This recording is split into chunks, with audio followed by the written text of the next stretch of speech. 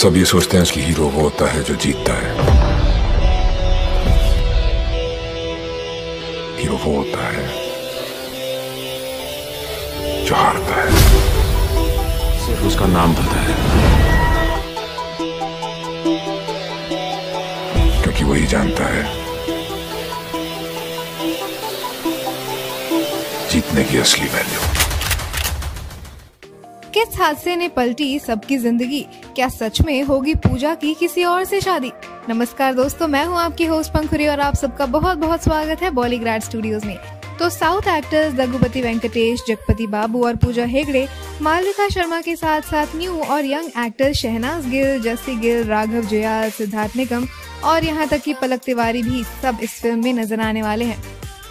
अब तक आपने सुना कि ठाकुर साहब यानी प्रकाश राज, जो कि पूजा यानी पूजा हेगड़े के पिता हैं, उन्होंने पूजा को बचाने के लिए उसके लिए एक परफेक्ट लड़का ढूंढ लिया है।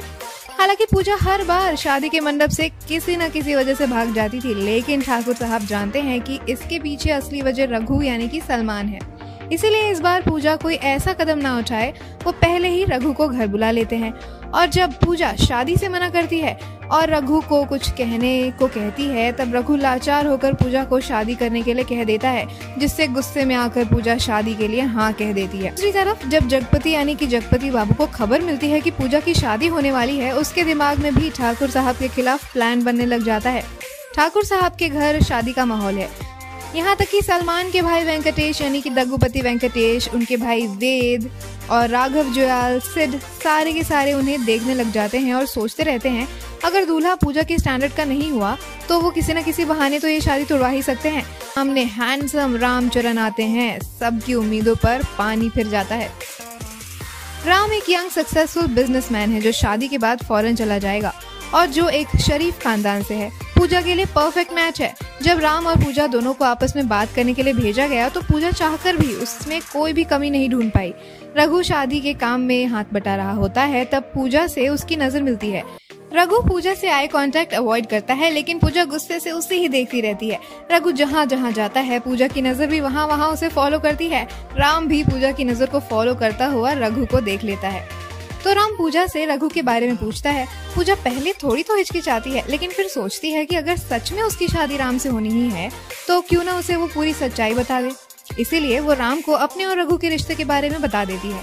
राम कंफ्यूज होकर पूछता है कि फिर वो दोनों साथ क्यों नहीं है, तो पूजा की आंखों में आंसू आ जाते हैं और वो बताती है कि उसके पिता और जगपति की दुश्मनी का खजाना दोनों परिवारों की औरतों को भरना पड़ा। पूजा और नाज दोनों की ही माँ की मौत ठाकुर और जगपति के एक झगड़े के बीच में हुई थी और मरते वक्त पूजा की माँ ने ठाकुर से ये वादा लिया था कि अब वो अपनी गुंडागिरी छोड़ देगा। और शादी वाले दिन रघु और वेंकटेश कुछ सामान लाने के लिए बाहर गए होते हैं, लेकिन जब वो वापस आते हैं तो उन्हें कुछ अजीब सा फील कर भोला यानी कि मुश्ताक खान रोते हुए आता है। रघु को बताता है कि जगपति ने सबको पकड़ लिया है, वो उन्हें पकड़कर अपने साथ ले गया है। रघु और वेंकटेश वहां पहुंचते हैं और पूजा को जगपति के बेटे निक्की पहलवान यानी कि निकितिन धीर के हाथों में देखकर रघु को गुस्सा आ जाता है और रघु को रोकना बिल्कुल ही मुश्किल हो जाता है। जगपति और उसके बेटे की बुरी हालत करके रघु पूजा का हाथ पकड़ता है और ठाकुर से कहता है, मेरे होते हुए पूजा को कोई हाथ भी नहीं लगा सकता। मैं बेशक पूजा के लिए लायक नहीं हूँ, लेकिन फिर भी मैं उसका हाथ आपसे मांगना चाहता हूँ। ठाकुर साहब भी ये समझते हैं और उन दोनों के रिश्ते को ग्रीन सिग्नल दे देते हैं और दोनों की खुशी खुशी शादी हो जाती है।